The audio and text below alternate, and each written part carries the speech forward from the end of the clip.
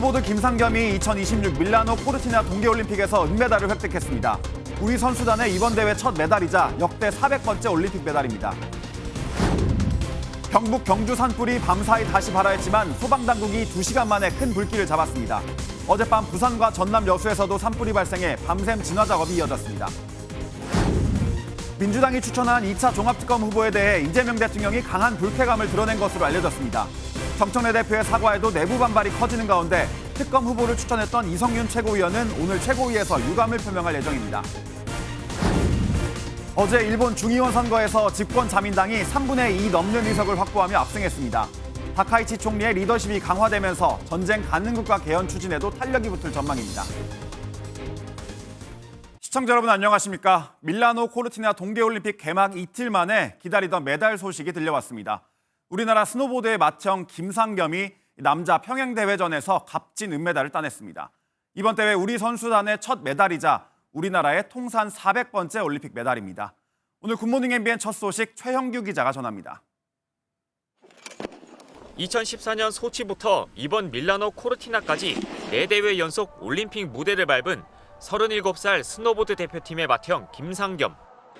3전 4기 끝에 찾아온 소중한 메달의 기회를 이번엔 놓치지 않았습니다. 8강에서 강력한 우승 후보인 이탈리아의 롤란드 피슈날러를 꺾은 김상겸은 준결승전에서도 0.23초 차의 짜릿한 승리로 결승에 올랐습니다. 결승에서는 디펜딩 챔피언 베냐민 카를에게 0.19초 차로 아쉽게 졌지만 12년 도전 끝에 값진 은메달을 목에 걸고 큰 절을 올렸습니다. 저도 이제 탈의를 하고 싶었지만 저는 이제 벤자민만큼 몸이 안 좋았기 때문에 세레모니를 이제 같이 해주진 못했고. 오랜 무명 생활을 딛고 시상대에 선 김상겸은 이번 대회 우리 선수단에 첫 메달을 안기며 메달길 물꼬를 텄습니다. 또 1948년부터 시작된 대한민국의 올림픽 도전사에 400번째 메달의 주인공이 되는 영광을 안았습니다. 컬링 믹스더블 김선영 정영석 조는 캐나다를 9대5로 꺾고 5연패 뒤 3연승을 달렸지만 준결승 진출에는 아쉽게 실패했습니다. MBN 뉴스 최영규입니다. 건조한 대기와 강풍 속에 전국 곳곳에서 산불이 잇따르고 있습니다. 경북 경주에선 주불이 잡혔다가 다시 불이 되살아나 2시간여 만에 진화했고 어젯밤 부산과 여수에서도 산불이 났습니다. 안유정 기자가 보도합니다. 산 한가운데 번진 화염 속에서 진화대원들이 불길을 잡기 위해 안간힘을 씁니다.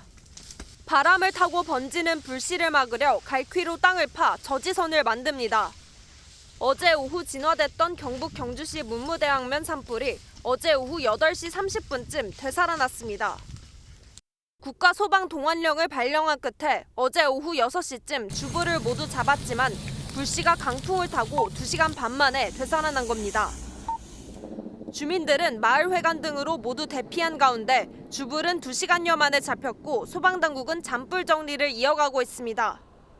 어젯밤 부산 부산진구 금정봉 정상에서도 불이 나 인근 소방서 인력과 장비를 모두 동원하는 대응 2단계가 발령됐습니다. 헬기 투입이 어려운 야간에 불이 발생하면서 진화대원들은 직접 산을 오르며 필사의 진화 작업을 벌였습니다. 산림당국은 진화 인력 931명을 투입해 4시간 40분 만에 주불을 모두 껐습니다. 전남 여수시 묘도에 있는 야산에서도 불이 났습니다. 불은 산림 5,000제곱미터를 태운 뒤 3시간 만에 꺼졌고 인명피해는 없었습니다. 소방은 잔불 감시 체계로 전환하고 정확한 화재 원인 조사에 주력하고 있습니다. MBN 뉴스 안유정입니다. 주말 내내 전국이 그야말로 한파로 꽁꽁 얼어붙었는데요. 강추위는 오늘 아침까지 이어진다고 하니 월요일 출근길 대비 단단히 하셔야겠습니다. 손성민 기자가 보도합니다. 펑펑 쏟아지는 눈발에 마을이 온통 새하얗게 변했습니다. 자동차에 수북이 쌓인 눈을 치워보려 너도 나도 빗자루질이 한창입니다. 갑자기 눈이 오니까 날씨도 많이 추워지고 그다음에 명절 다가와갖고 준비도 해야 되는데 걱정은 많이 돼요. 어제 오전 전라와 제주를 중심으로 대설특보가 발효됐습니다. 한라산은 18cm가 넘는 폭설로 입산이 전면 통제됐고 제주공항은 여객기 164편이 결항했습니다. 사흘간 46cm의 눈폭탄이 쏟아진 울릉도는 섬 전체가 극지방을 연상케 했습니다. 서울 등 중부지방엔 때 아닌 한파특보가 발효돼 강력한 추위가 도심을 덮쳤습니다. 군대에 있을 때보다 더 춥다고 느껴질 정도로 너무 추운 것 같아요. 원래 귀마개 잘 안 왔는데 귀마개 없이는 이제 다닐 수가 없게 된 것 같아요. 지난주 금요일부터 이어진 한파로 한강엔 두꺼운 얼음층이 만들어졌고 석촌 호수도 얼어붙었습니다. 오늘 아침도 춥겠습니다. 오늘 아침 최저기온은 서울 영하 8도, 천안 영하 11도, 철원은 영하 15도까지 떨어질 것으로 예보됐습니다. 기상청은 낮부터 추위가 누그러지면서 전국이 영상권을 회복할 것으로 전망했습니다. MBN 뉴스 손성문입니다. 총리직을 걸고 승부수를 띄웠던 다카이치 사나의 일본 총리가 역대급 승리를 거뒀습니다. 어제 치러진 총선에서 집권 자민당이 중의원 전체 의석의 3분의 2를 독식했습니다. 일본이 평화헌법을 개정해 전쟁할 수 있는 국가로 한 발짝 더 나아갈 거란 전망도 나옵니다. 이상엽 기자가 보도합니다. 다카이치 사나의 일본 총리가 당선된 일본 자민당 의원의 이름에 꽃을 달아줍니다. 오늘 오전 5시 반 기준 하원에 해당하는 일본 중의원 선거에서 전체 465석 중 316석, 3분의 2가 넘는 의석수를 자민당이 휩쓸었습니다. 선거 직전에 198석만 보유했던 자민당은 이번 총선으로 의석수를 110석 넘게 추가 확보했으나 제1야당이었던 중도개혁연합은 49석만 확보해 참패가 확실시됐습니다. そういう意味で、今回小選挙区の方で大変厳しい状況になっているのは本当に忸怩たる思いでございます。 일본 언론은 세계 2차 대전 이후 한 정당이 중의원 3분의 2를 차지한 것은 처음이라고 보도했습니다. 총선 승리로 연임이 확정된 다카이치 총리는 적극 재정을 강조하며 재정 확장 의사를 보였습니다. 야스쿠니 신사 참배에 대해서는 동맹국과 주변 국가의 이해를 얻어야 한다면서 참배를 이어가겠다는 뜻을 보였습니다. 지난 5일 자신에 대한 지지를 밝혔던 트럼프 미국 대통령에 대해서는 감사 인사를 SNS에 올렸고 트럼프 행정부도 다카이치 총리의 승리를 축하했습니다. President Trump endorsed her last week. She is a great ally, great relationship with the president.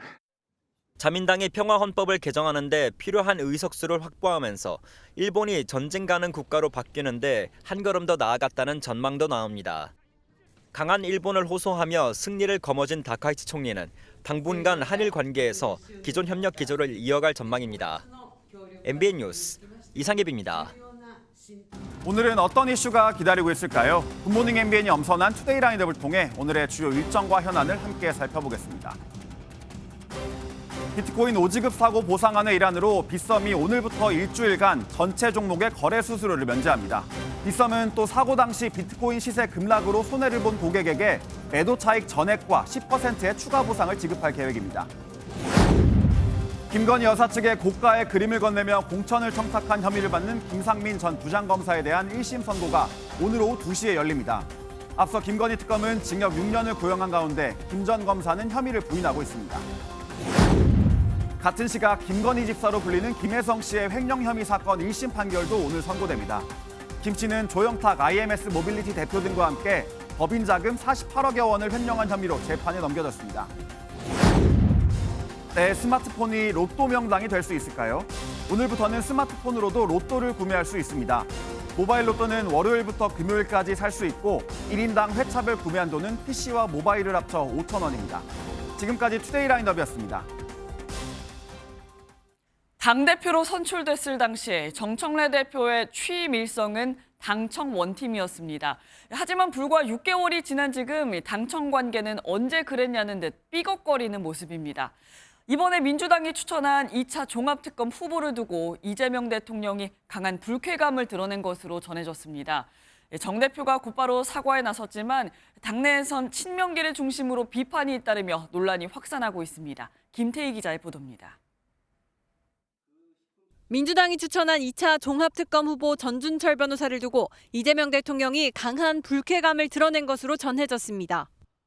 전 변호사가 불법 대북 송금 사건 재판에서 이 대통령에게 불리한 진술을 했던 김성태 전 쌍방울 회장 측 변호인으로 활동한 이력이 있기 때문입니다.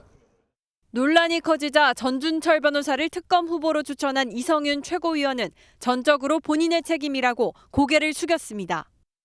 민주당 지도부도 정청래 대표 이름으로 사과에 나섰습니다. 당의 인사 검증 실패로 대통령님께 누를 끼쳐드린 데 대하여 죄송하다는 입장을 가지고 있습니다.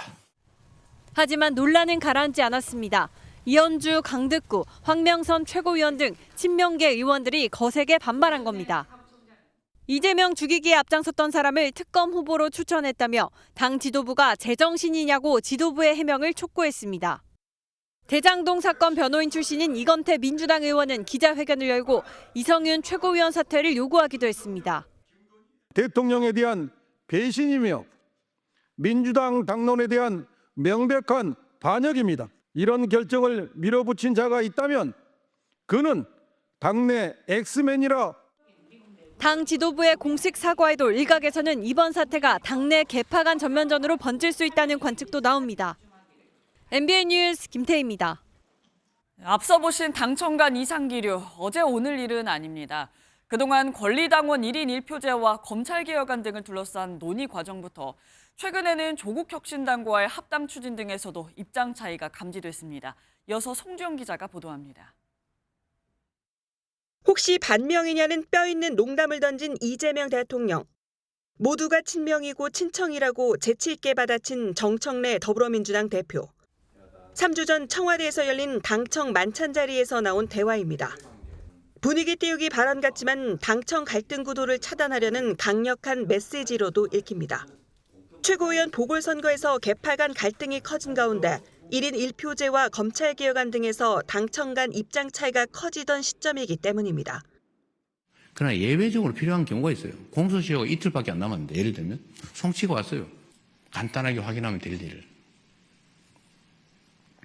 그런 경우에 남용의 가능성을 봉쇄하고 없애고 아주 예외적인 경우에 이상기류에 기름을 부은 건 민주당의 합당 추진입니다. 조국혁신당에게 제안합니다. 우리와 합칩시다. 이번 6.3 지방선거도 같이 치렀으면 좋겠습니다. 당시 청와대는 당이 알아서 할 일이라고 말을 아꼈지만 청와대 복수의 관계자는 MBN에 이 대통령이 합당 발표 날 화를 냈다고 전했습니다. 합당 자체보다는 시기와 방식에 문제가 있다는 설명이었는데 이른바 친 이재명계 의원들도 비슷한 톤으로 반발했습니다. 조기 합당은 민주당의 주류 교체 시도이자 이재명의 민주당을 정청래 조국의 민주당으로 전환하려는 시도라고 보입니다. 공교롭게 이 대통령의 대선 공약 코스피 5천 기록을 달성한 날 합당을 발표한 점도 청와대 내부에서는 불쾌하는 대목입니다. 논란 때마다 당청은 갈라치기를 경계하자며 원팀을 강조하고 있습니다. 하지만 합당 추진에 이어 특검 후보 추천에서 드러난 당청 간 이상기류가 갈등으로 확산할 수 있다는 우려의 목소리는 더 커지고 있습니다. MBN 뉴스 송주영입니다. 이런 상황 속에 조국혁신당과의 합당 과정도 계속 삐걱대고 있는데요. 급기야 조국 대표는 민주당에 오는 13일까지 공식 입장을 밝히지 않으면 합당은 없던 걸로 하겠다며 사실상 최후 통첩을 던졌습니다. 민주당은 내일 의원총회에서 의견을 모아 설 연휴 전까지는 방향을 정리한다는 입장입니다. 신영빈 기자입니다. 조국혁신당 대표가 칼을 뽑아 들었습니다. 설 연휴 전인 13일을 합당 논의의 마지노선으로 제시하며 민주당에 그때까지 공식 입장을 내놓으라고 요구했습니다. 2월 13일까지 공식적이고 공개적인 답변이 없으면 조국혁신당은 합당은 없는 것으로 하겠습니다.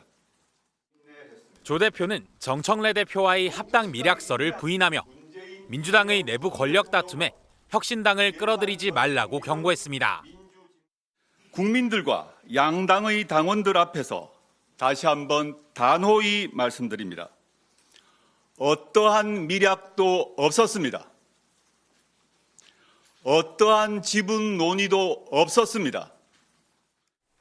합당을 두고 당내 파열음을 빚던 민주당도 어젯밤 비공개 최고위원 회의에서 타임라인을 정했습니다.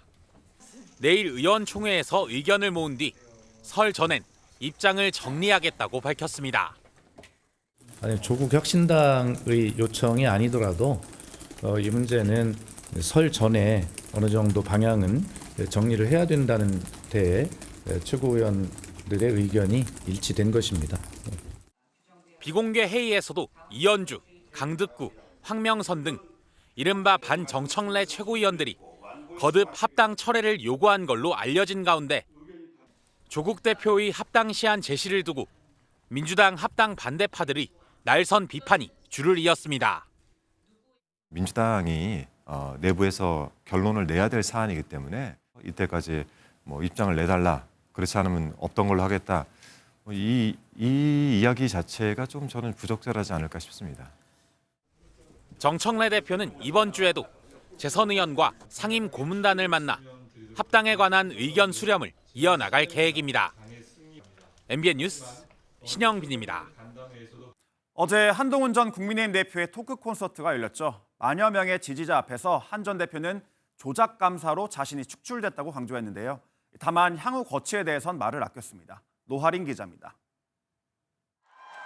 빨간 조명이 체육관에 물들이고 만여석을 메운 지지자들이 형형색색 응원봉을 흔듭니다.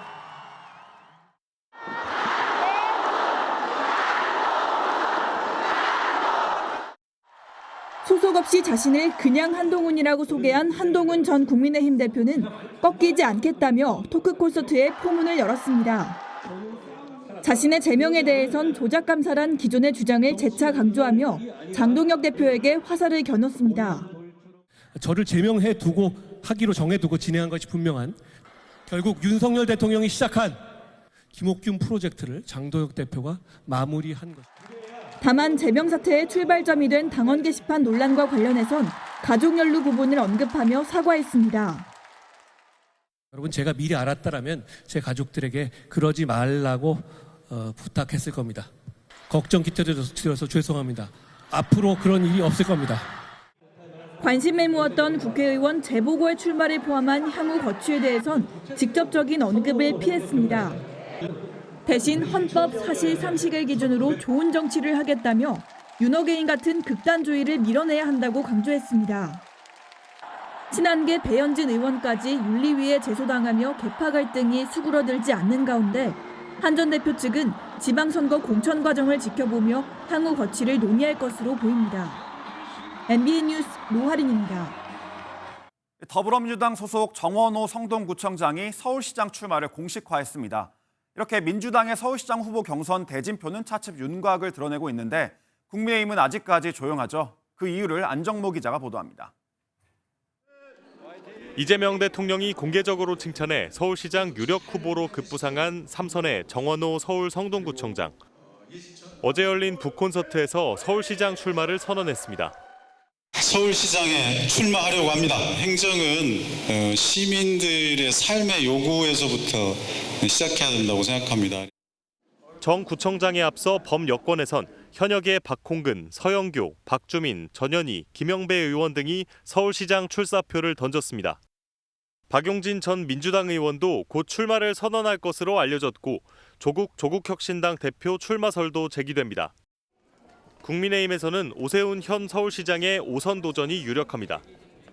오 시장과 더불어 나경원, 신동욱, 안철수 의원 등이 국민의힘 서울시장 후보군으로 거론되고 있고 윤희숙 전 의원도 출마 뜻을 내비쳤습니다. 다만 국민의힘에선 아직 출마 선언을 공식 발표한 인사는 없습니다. 국민의힘 서울시장 후보군이 상대적으로 적은 건 최근 발표된 여론조사 결과와 무관치 않다는 해석이 나옵니다. 현역 의원이 당내 경선을 통과해 본선에 나서려면 의원직을 사퇴해야 하지만 지난 5일 여론조사에서 지방선거는 여당의 힘을 실어줘야 한다는 응답이 야당의 힘을 실어줘야 한다는 응답보다 많았기 때문입니다.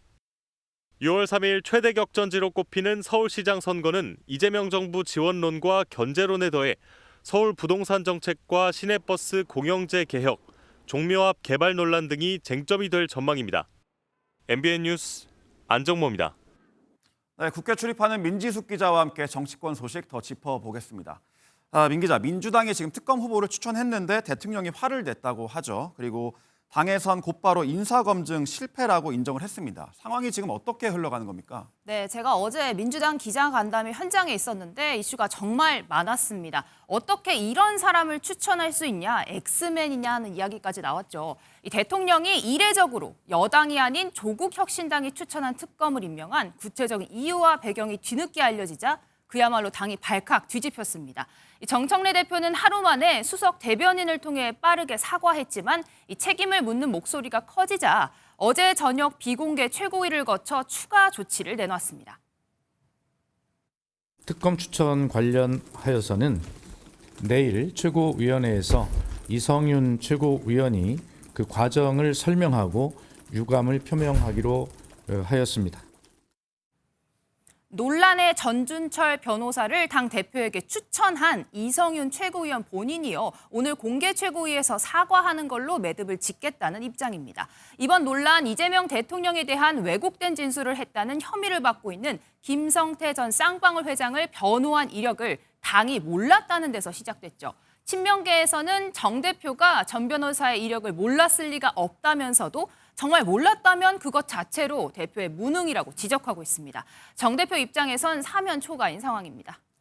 네, 안 그래도 지금 민주당이 조국혁신당과의 합당 문제 때문에 내부가 시끌시끌한데 조국 대표 말대로 13일까지 합당 논의가 이어질 수 있을까요? 네, 일단 민주당에서는요. 내일 의원총회를 마치는 대로 조속히 입장을 정리해서 발표하겠다라고 했습니다.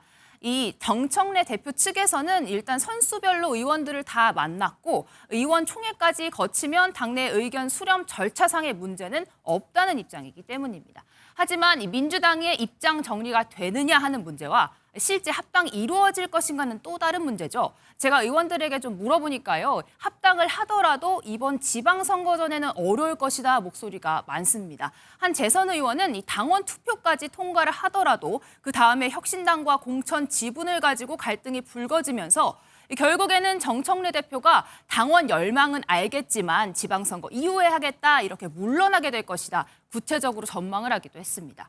또 여기에 지금은 민주당 내부 문제만 불거졌지만 혁신당 역시 조국 대표 일극 체제가 아니고 생각이 다 다른 상황이죠. 실무적으로 합당을 논의하기 시작하면 갈등하고 정체될 상황 분명히 올 것이라고 설명하더라고요. 문제는 이렇게 감정의 골만 깊어진 상태로 합당마저 불발이 된다면 이 두 당의 지방선거 연대도 난항을 겪을 수 있다는 지적이 나옵니다. 알겠습니다. 야권 소식도 한번 살펴보죠. 어제 한동훈 전 대표가 이렇게 토크 콘서트를 열었습니다. 정치 행보에 대해서는 다소 말을 아꼈는데 아직 거취를 못 정한 건지 아니면 상황을 살피는 건지 어떤 건가요? 네, 한동훈 전 대표 이 당에서 제명된 상황을 언급하면서 이렇게 이야기했는데요. 영상을 먼저 보고 오시죠. 제가 제명을 당해서 앞에 붙일 이름이 없습니다. 여러분 그냥 한동훈입니다.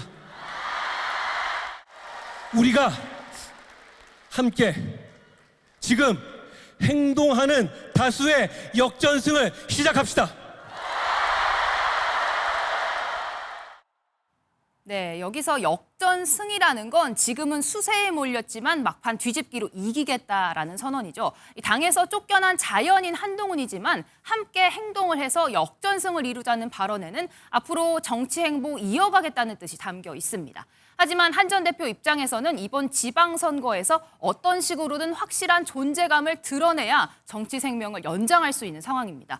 당장 6월 선거에서 무소속 출마설이 나오는 가운데 대구나 부산 지역 보궐선거 가능성이 나오고 있습니다.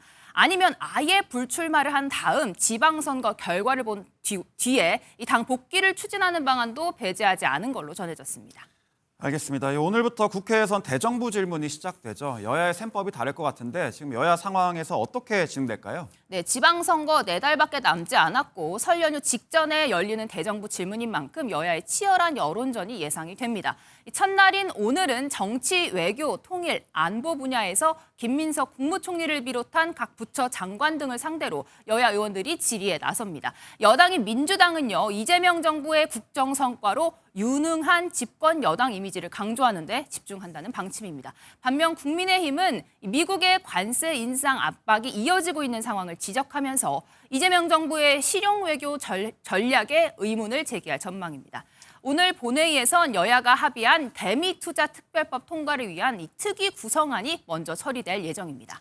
알겠습니다. 대정부 질문을 마치면 이번 주 목요일에 설 연휴 전 마지막 본회의가 예정돼 있잖아요. 여기서 어떤 법안들이 통과될지도 한번 소개해 주시죠. 네, 아직 구체적인 여야 협상이 완성되지는 않았지만요. 비쟁점 민생 법안 위주로 처리될 가능성이 높습니다. 어제 열린 고위당정 협의회에서 당정은 아동수당법, 필수의료법, 전세 사기 피해 보장법 등 120여 건의 법안을 우선 처리 대상으로 선정했습니다.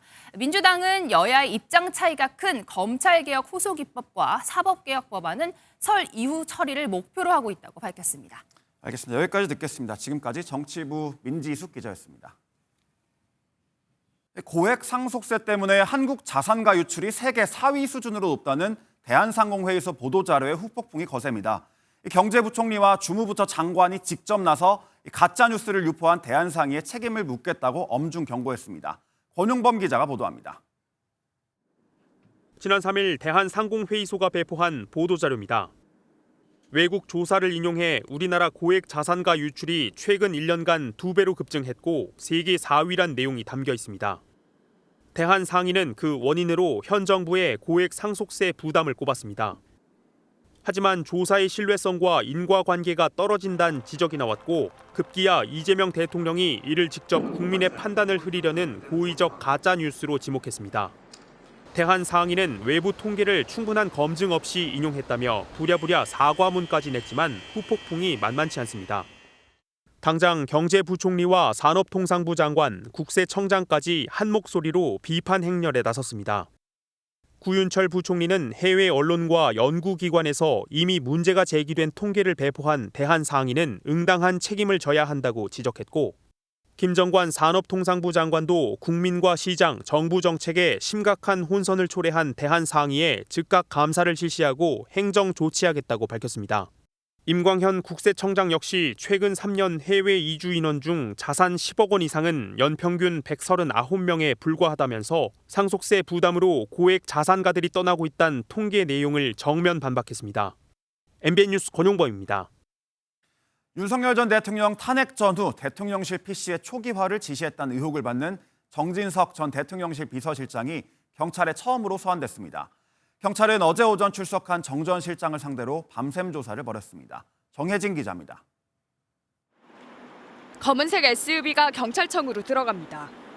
어제 오전 10시쯤 정진석 전 대통령실 비서실장이 경찰 특별수사본부의 피의자 신분으로 출석했습니다. 정 전 비서실장이 경찰 조사를 받는 건 처음입니다. 정 전 비서실장은 윤석열 전 대통령 탄핵 전후로 대통령실 공용 컴퓨터 1000여 대를 초기화하도록 지시해 계엄 관련 자료를 인멸하려 했다는 의혹을 받고 있습니다.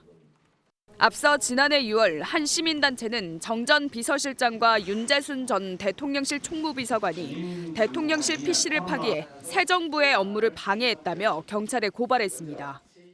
내란 특검은 수사 과정에서 윤 전 비서관이 직원들에게 PC를 제철소 용광로에 넣어 폐기하라고 지시했다는 취지의 진술을 확보했습니다. 다만 특검은 수사 기한이 만료돼 사건을 경찰에 넘겼고 경찰은 두 사람을 공용전자기록 손상과 대통령 기록물 관리법 위반, 직권남용 혐의로 입건했습니다. 경찰은 지난 3일 윤 전 비서관을 먼저 조사한 데 이어 어제 정 전 비서실장을 불러 PC 초기화 지시 여부와 경위를 밤샘 조사했습니다. 사건이 방대한 만큼 경찰이 정 전 비서실장을 추가 소환할 것이란 전망 속에 곧바로 신병 확보를 시도할 것이란 관측도 나오고 있습니다. MBN 뉴스 정혜진입니다. 국내 대표 가상자산 거래소인 빗썸의 비트코인 오지급 사태 파장이 가라앉지 않고 있습니다. 핵심은 빗썸이 갖고 있던 비트코인은 4만 개 정도였는데 어떻게 60만 개가 넘는 비트코인을 지급할 수 있었느냐 이겁니다. 먼저 최동희 기자의 보도입니다. 이번에 빗썸이 잘못 지급한 비트코인은 62만 개. 그런데 빗썸이 지난해 금융감독원에 공시한 보유 비트코인은 4만 2천여 개입니다. 실제 갖고 있는 것보다 15배에 달하는 비트코인이 지급된 겁니다. 어떻게 이런 일이 가능했을까? 이른바 장부거래 방식 때문입니다. 일반 은행과 달리 대부분의 거래소는 내부 전산 시스템을 따로 만들어 관리합니다. 전산상 숫자만 먼저 반영한 뒤 추후 정산 과정에서 최종 수량을 맞추는데 24시간 초단위로 거래가 이루어지는 특성을 고려한 겁니다. 문제는 시스템 오류가 발생할 경우 실제 보유 수량과 장부상 수치가 다를 수 있다는 데 있습니다. 이번에도 내부 전산과 실제 보유 잔고가 실시간으로 연동되지 않았습니다. 여기에 한 번의 결제로 비정상적인 지급이 이루어졌는데 이를 바로잡을 안전장치도 없었습니다. 휴먼 에러가 일어났다 하더라도 다시 한번 체크를 해서 걸릴 수 있도록 그러니까 휴먼 에러를 조금 방지하는 그런 장치가 마련되면은 특히 이번 사태로 거래소 내부 전산 조작만으로 이른바 유령 코인 거래가 가능한 거 아니냐는 우려가 제기되는 상황. 빗썸 측은 고객 자산은 기존과 동일하게 안전하게 보관되고 있으며 내부 통제 시스템을 강화하겠다고 밝혔습니다. MBN 뉴스 최도입니다. 아직 회수하지 못한 비트코인도 문제입니다. 이미 현금화하거나 다른 가상자산으로 바꿔버린 128억 원인데요. 빗썸이 이용자와 개별 협의를 진행 중인데 끝까지 버티면 소송으로 이어질 가능성도 있습니다. 이어서 장명훈 기자의 보도입니다. 빗썸은 비트코인 62만 개를 잘못 지급한 직후 현금화한 물량을 제외한 대부분을 회수했습니다. 이미 팔아버린 1,788개 비트코인에 대한 회수 작업도 진행 중입니다. 이용자가 매도 이후 거래소 내 예치금으로 갖고 있던 1,660여 개 물량에 대해선 회수가 끝났습니다. 남은 건 다른 금융계좌로 옮겼거나 거래소 내에서 다른 가상자산으로 바꾼 물량으로 현재 시세로 치면 128억 원 정도 규모입니다. 이 중 해외나 다른 거래소로 가상자산을 옮긴 건 확인되지 않았습니다. 빗썸은 당장 이 128억 원도 회사 자산으로 채워 넣어 거래에는 문제가 없는 상황이라며 남은 물량 회수를 위한 개별 협의를 진행 중이라고 밝혔습니다. 이미 옮긴 현금을 다시 돌려줄 것을 개별적으로 요청하고 있고 다른 가상자산으로 바꾼 경우에 대한 보상안도 고민 중입니다. 법적 조치까지 준비하고 있진 않지만 끝까지 돌려주지 않는다면 민사소송을 통한 반환도 가능한 상황입니다. 잘못 쏜 것만 돈이고 보유하고 있을 근거가 없으니까 주당이익으로 하면 민사에서는 뭐 당연히 찾아올 수 있는 돈이고. 빗썸은 이번 지급으로 가격이 떨어져 손해를 보면서 비트코인을 판 이용자들에겐 손실 보상과 추가 보상까지 지급하기로 했습니다. 반대로 당시 비트코인을 싸게 산 이용자들에게는 별다른 추가 조치는 없을 것으로 보입니다. MBN 뉴스 장명훈입니다. 갑자기 돈이 필요하더라도 정식 등록되지 않은 대부업체에서 돈을 빌리는 일은 절대 하시면 안 되겠습니다. 가까운 지인 사이에 시작된 금전거래여도 연이자 1200%에 달하는 살인적인 이자를 요구받거나 또 가족을 향한 협박으로까지 이어질 수 있습니다. 심도국 기자의 보도입니다. 차량이 가득해야 할 전시장이 텅 비어 있습니다. 중고차 매매 사업을 하는 30대 남성 조모 씨는 동업자인 A 씨가 사업 자금을 빼돌려 사업을 접어야 하는 처지입니다. 5억 2,500입니다. 운영하던 회사는 부도 예정이고요. A 씨는 조 씨 외에도 지인들에게 수억 원을 빌려갔지만 갚지 않고 있습니다. 총 2억 7천 정도 됩니다. 생계를 유지하기 위해서 이제 탁송이라고 운전하는 그거랑 대리를 병행하고 있거든요. A 씨는 취재진을 만나 사업을 위해 빌린 돈을 갚으려고 주변에서 또 돈을 빌리는 악순환에 빠졌다고 설명했습니다. 가볍게 진짜 1,000만 원 빌려주면 일주일 쓸게 뭐 한 달에 1억씩 갔어요. 이자가. A 씨는 1억 원을 빌렸다 한 달 만에 2억 원을 갚기도 했는데 연이자로 따지면 1200%에 달하는 전형적인 불법 대부업입니다. 정식 대부업 등록을 하지도 않은 채권자들이 이자와 원금을 갚으라며 불법 추심을 일삼았습니다. 지인 사이였던 이들이 언제든 가족을 찾아갈 수 있다고 돌변하더니 법적 조치를 해도 소용없다고 협박했습니다. 밤 10시 넘어서 막 전화가 오고 하니까 와이프도 무서웠는지 계속 저한테 연락을 하더라고요. A 씨는 5년에 걸쳐 70억 원을 빌려 100억 원이 넘는 돈을 갚았지만 아직도 20억 원 이상의 돈을 갚으라는 협박에 시달리고 있다고 주장했습니다. 살인적인 이자와 불법 추심을 견디지 못한 A 씨는 결국 채권자들을 경찰에 고소했습니다. 법적 최고금리를 넘어서는 거래 같은 경우는 절대 해서는 안 되고 특히 본인의 주소지나 가족 연락처 등 개인정보는 절대 넘겨서는 안 됩니다. 경찰은 법정 최고금리를 초과한 이자율과 불법 추심 경위를 조사한 뒤 관련자 소환에 나설 방침입니다. MBN 뉴스 심동욱입니다. 치솟는 집값을 잡기 위해 여러 대책이 나오고 있지만 청년들의 한숨은 여전합니다. 집값은 여전히 높고 월세 부담은 커진 데다 높은 청약 문턱에 서울에 사는 2030 무주택 청년 가구가 100만에 근접하며 역대 최고치를 경신했습니다. 이시열 기자가 취재했습니다. 서울 송파구의 한 빌라에서 월세로 거주 중인 30대 직장인 A씨. 집을 사볼 생각은 했지만 너무 비싼 집값에 엄두가 나지 않습니다. 주변 아파트 시세가 너무 비싸가지고 엄두가 잘 안 나는 게 사실이죠. 대출까지 막히며 주위에서도 내 집 마련에 성공한 청년은 찾아보기 어렵다고 말합니다. 그 예전에 운 좋게 마지막에 승차한 사람들은 종종 보긴 했는데 대체로는 지금 전월세 사는 분들이 되게 많은 것 같습니다. A씨처럼 서울에 사는 20대, 30대 무주택 가구 수가 역대 최대를 기록했습니다. 서울의 2030 무주택 가구는 지난 2015년 약 80만 가구에서 꾸준히 증가해 지난 2024년에는 약 100만 가구까지 근접했습니다. 여기에 지난해 3분기 기준 39세 이하 가구주의 평균 월세 지출이 21만 4천 원을 기록할 정도로 무주택 청년층이 부담해야 하는 주거 비용도 높아지고 있습니다. 전문가들은 각종 규제를 완화해 청년들의 자산 접근 가능성을 높여줘야 한다고 말합니다. 수도권 지역에 이제 대출 제약이 굉장히 심한 상황에서 대출 규제 완화가 청년들에게 조금 더 보편적으로 유연화됐으면 좋겠고, 또 기존 점수 방식의 청약 제도를 개편해 청년들에게 기회를 줘야 한다는 목소리도 나옵니다. MBN 뉴스 이시열입니다. 어느 곳에 살아야 할지 결정할 때 중요한 걸 꼽으라면 교통을 빼놓을 수가 없죠. 서울 도심에서 멀어질수록 전철이나 도로의 중요성이 더 커지는데 조만간 철길이 뚫린다는 소식에 들썩이는 곳이 있습니다. 이승훈 기자가 다녀왔습니다. 경기 성남 위례 신도시 그 한가운데 있는 1,400세대 규모 아파트입니다. 지난달 2일 전용 면적 74제곱미터가 18억 9천만 원에 거래되며 전고점을 넘었습니다.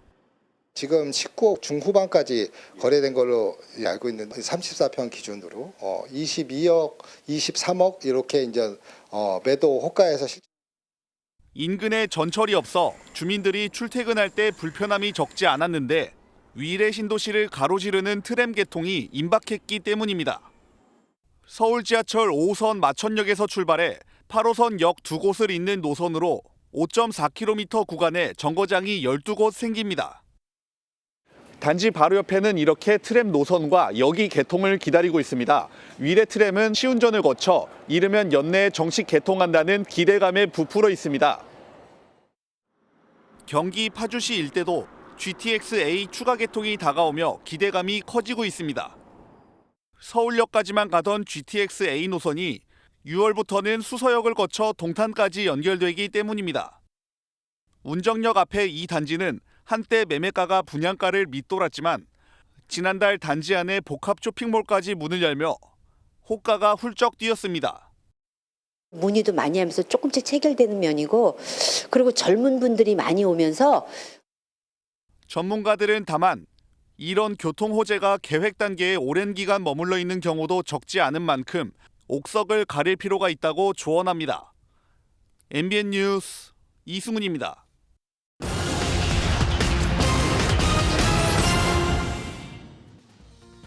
오늘 꼭 알아야 될 경제 이슈들 키워드로 짚어보겠습니다. 이번 설 명절, 주말과 연휴까지 총 닷새간의 휴일이 있죠. 5일 모두 쉰다고 응답한 국내 기업이 전체 65%에 달했습니다. 휴무일이 4일 이하라는 곳은 26%, 6일 이상인 곳은 9.2%로 집계됐는데 올해 설 상여금을 지급한다는 기업의 비중은 작년보다 2.8%포인트 줄었습니다. 지난해 국내 자동차 시장에서 하이브리드 차 판매 비중이 역대 최대치를 기록했습니다. 하이브리드 차 판매량은 총 41만 6천 대 가까이로 전체 판매에서 차지하는 비중이 사상 처음으로 30%를 돌파했는데요. 하이브리드 차 판매 비중은 지난 2021년 처음으로 두 자릿수 점유를 기록한 이후 매년 증가세를 보이고 있습니다. 정부가 최근 다주택자 양도소득세 중과 유예 조치를 계속해서 강조하고 있는 가운데 서울 강남 3구의 아파트 매물이 늘어나고 있습니다. 송파구의 매물은 한 달 만에 24.5%, 서초구와 강남구는 각각 16%와 15% 늘었는데 호가를 낮춘 매물도 등장하고 있습니다. 지금까지 굿모닝 경제였습니다.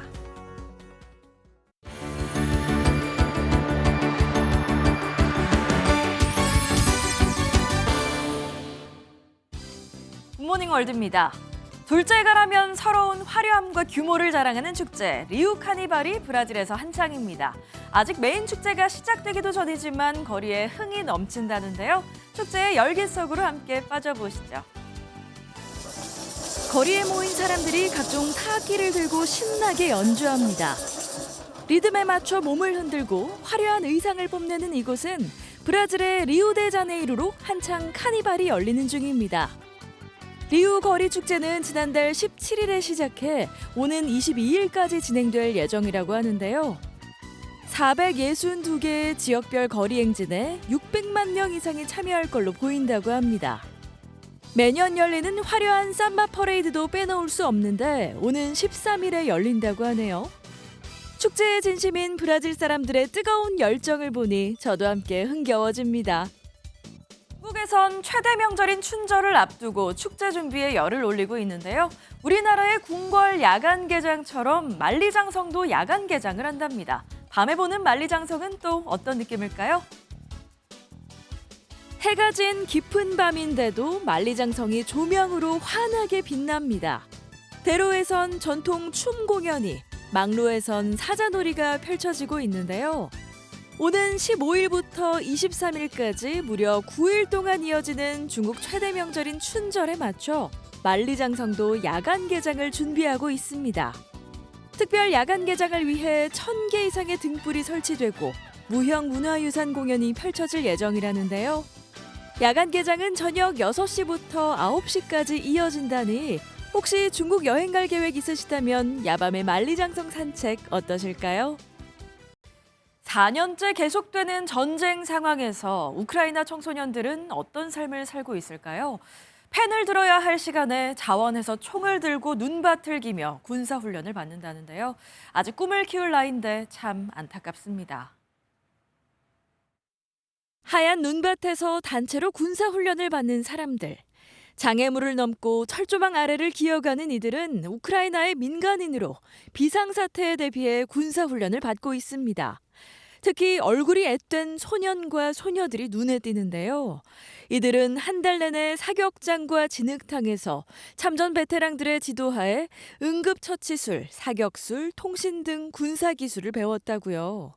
훈련은 강제사항이 아니지만 이런 군사훈련을 받은 민간인의 숫자는 10,000명이 넘었다는데요. 최악의 평화가 최선의 전쟁보다 낫단 말이 떠오르는 모습입니다. 지금까지 굿모닝 월드였습니다. 신문처럼 수필을 구독하는 프로젝트로 이름을 알린 12년차 작가 이슬아가 15번째 에세이로 돌아왔습니다. 한국 문학의 미래가 될 젊은 작가 1위로 호명된 후 꾸준히 자신만의 영역을 넓혀가는 이슬아 작가를 심가현 기자가 만나고 왔습니다. 우리는 아는가? 나만큼이나 당신이 귀하고 당신만큼이나 내가 귀하다는 것을 진정으로 아는가? 문단 밖에서 나타나 하나의 고유명사가 된 이슬아의 신간 제목은 갈등하는 눈동자. 냉철한 시선보다 흔들리는 눈망울을 가진 사람들의 취약함이 글을 쓰게 만들었습니다. 왜 여러 가지 서바이벌이나 경기를 볼 때마다 좀 이렇게 진 사람한테 이입이 되는지 모르겠어요. 자기 자신과 독대하고 있는 사람의 장면을 주로 포착하는 것 같습니다. 특유의 명랑하고 따뜻한 시선은 이제 일상 넘어 장애인 이동권부터 해외 입양자, 시각장애인의 삶 등 더 큰 사회로 향합니다. 그에게 투쟁은 사랑의 언어, 타인은 기꺼이 엿보고 싶은 울창한 세계입니다. 좋은 에세이 읽다 보면 여러 타인들 안에서 자기가 작아지는 감각을 느낀다고 생각하거든요. 근데 그 작아짐이 되게 좋은 느낌. 남편인 사진가 이원과의 협업으로 아름다운 사진을 감상하는 재미도 보탰습니다. 효율적으로 알차게 보내기 위해서 움직이느라 지나치는 소중한 것들이 많은데 상대적으로 되게 느리게 사는 사진가 남편 임원 작가 때문에 보게 되는 것들이 있습니다. 노랫말과 소설 등으로 지필 영역을 넓혀가는 요즘은 가녀장의 시대 드라마 각본 작업이 한창입니다. 할머니 될 때까지 현역 작가로 사는 것이 꿈인데요. 엄청 사치스러운 꿈이라고 생각해서 그거 바라겠습니다. MBN 뉴스 심가현입니다. 오늘 아침도 매서운 추위가 이어지고 있습니다. 그래도 이번 추위는 오늘 아침까지만 견디시면 되겠습니다. 낮부터는 기온이 크게 오르면서 서울 한낮 기온이 영상 5도까지 오를 텐데요. 이번 한 주는 이렇게 아침과 낮 기온 모두 평년 기온을 웃돌아서 큰 추위 없겠습니다. 전국 많은 지역에 건조특보가 내려져 있습니다. 동해안에 따라서는 실효습도가 25% 아래로 떨어지는 건조경보가 발효 중인데요. 오늘 동쪽 지역으로는 바람도 강하게 부는 만큼 산불을 조심하셔야겠습니다. 오늘 전국 하늘 맑게 드러나겠고 대기질도 무난하겠습니다. 이 시각 현재 기온을 보면 서울이 영하 10도, 춘천이 영하 13.6도, 부산 영하 4.5도를 가리키고 있고요.